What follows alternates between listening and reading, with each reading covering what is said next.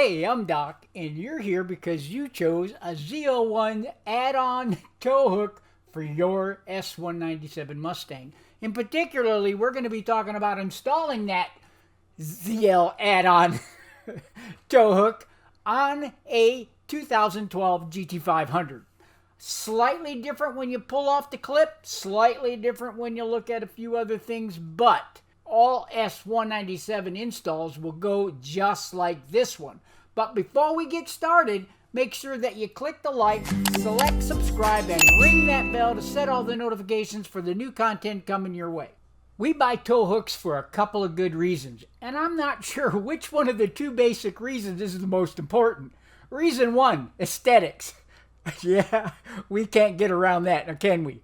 We just think it really looks cool and adds a lot to the look of our ride. You see what I mean? And here we are. Reason number two. There's no good place to attach a hook to pull your ride onto a flatbed tow truck, which means possible damage getting your ride on the deck. We all hope that never happens, so that leaves reason one on the top of the parade of reasons, right? So, if you have to get a tow hook for your Mustang, Blowfish doesn't make them anymore. They're just not available. I went online several times, found videos on how to install them, but nobody sells them. Blowfish.com says they are no longer available, which means they're never going to get them again. So ZL1 Addons is where I went. For 157 bucks and change, I got something that was a monster to install.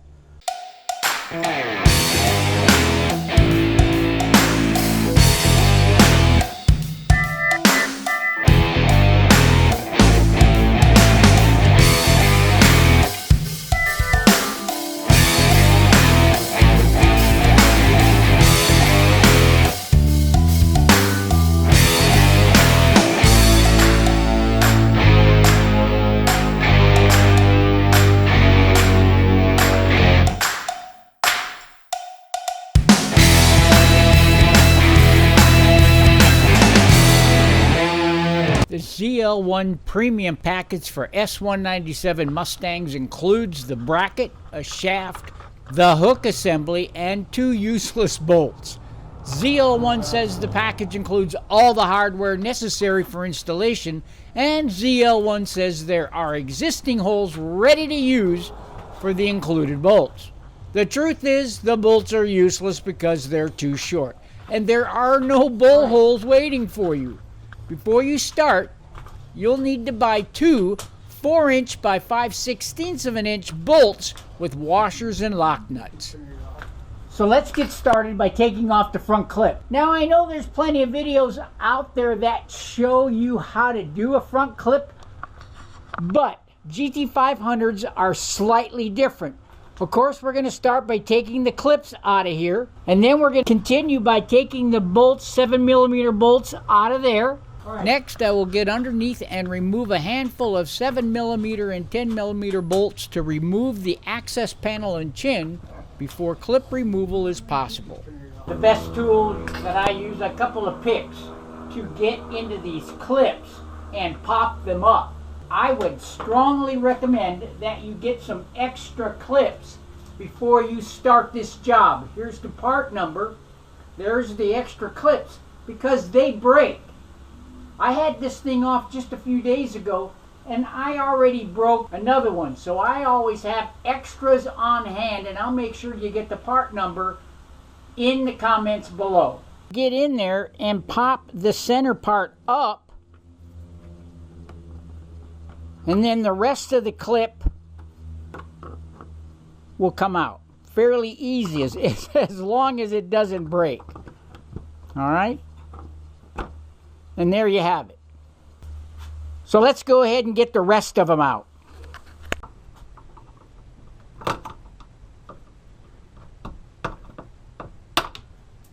Another broken one. We're doing a great job here. They're brittle. Yeah.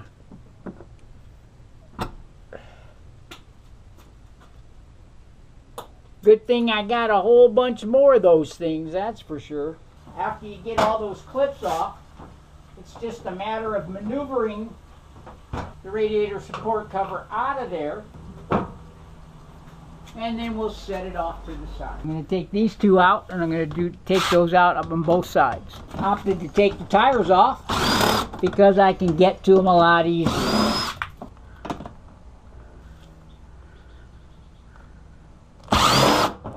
Now we'll get under the car with a 10mm and a 7mm and take all of the bolts out of the chin and the access panel, and get the access panel and the chin off of the car, and then we can take the clip off.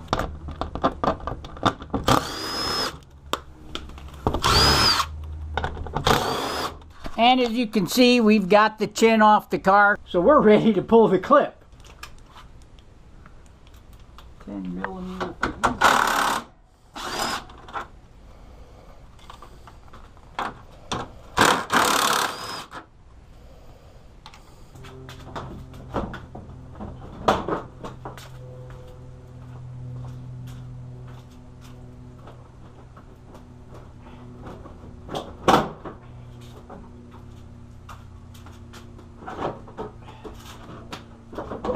Gotta get under there and disconnect the lights. Now I can take it off. Now exposed for removal is the front bumper isolator, which is a dense styrofoam pad that attaches to the real front bumper. 4 plastic clips keep it in place. With the front bumper exposed, we can now get to work. First, you cannot install this tow hook bracket to the outer surface of the bumper. If you do, the tow hook bracket will hit the lower grille and cause the hook to extend way too far out. It will look, well, in a word, stupid. The bracket must be attached to the inner surface of the bumper and preferably skewed to the right of the center, favoring the passenger side. Once installed, the bracket looks like this. Notice it is against the right side bumper support. Place the bracket on the back side and mark the position on the front. Once marked as shown, clamp the bracket on the front of the bumper to help determine hole location. Make sure you position the center of the hole on the top of the bumper ridges. The holes for the bracket will expose the correct place on the ridge. Using a very heavy center punch and a very heavy hammer, strike a dimple on the ridge to provide a stable starting place for your drill bit. Once the dimple is there, you can begin drilling. Drill slow and use WD-40 often to lubricate the bit. This step will take several hours. You have to drill through the front and the back of the bumper. I use the front hole to guide me straight through to the back side of the bumper so the 2 holes lined up.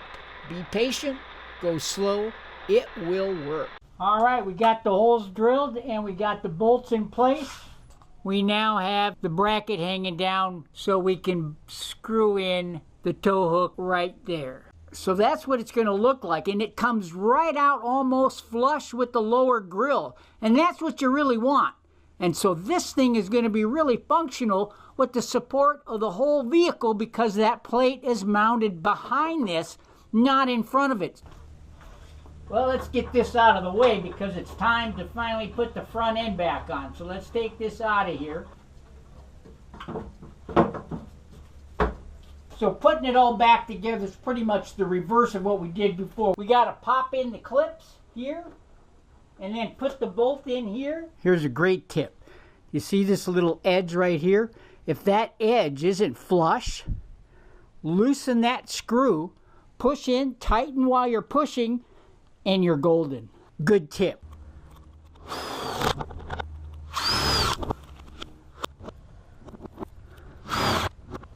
I'm a little close here. I'm going to pull that side out just slightly.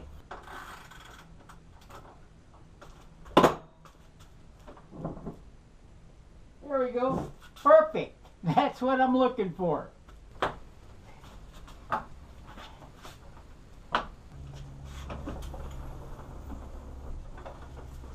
I've already cut away the axis, as you can see, and a really good pair of side cutters will work very well to get the access hole ready for the shaft. This goes into the bracket that we just finished installing.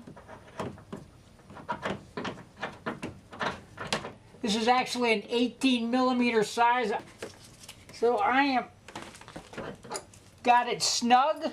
I put Loctite on the threads. Now the tow hook itself.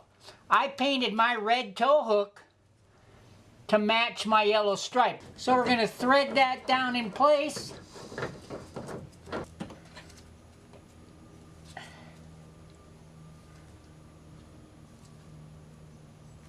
Lock it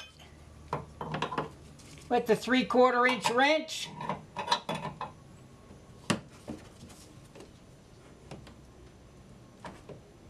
And we are good.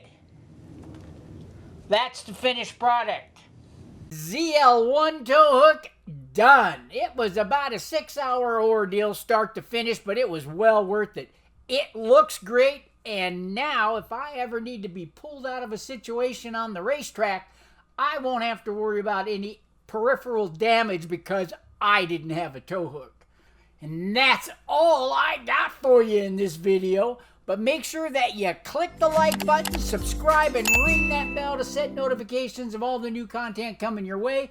And leave some comments about some installs of yours, tow hook or otherwise. So get out there and have some fun, stay safe, and buckle up. Peace out, and I'll see you in the next video.